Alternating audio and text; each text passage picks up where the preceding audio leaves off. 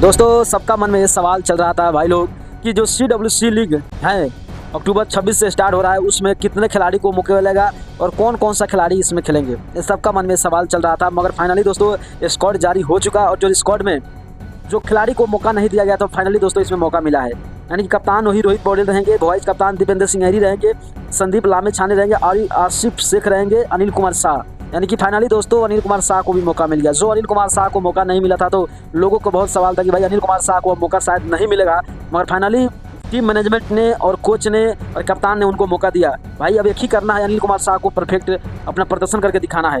और कुशल भुरतेल का मौका मिला, सोमपाल कामी भी है, करण केसी है, नंदन यादव है, भीम सार्की है, कुशल मल्ला है, आरिफ शेख है, ललित राजवंशी है, गुलशन झा है और साहब आलम है। यानी कि दोस्तों कहने का मतलब यह है कि देखो नेपाल के स्कोर तो जारी हुआ, मगर इसमें बहुत ऐसे खिलाड़ी को मौका नहीं दिया गया।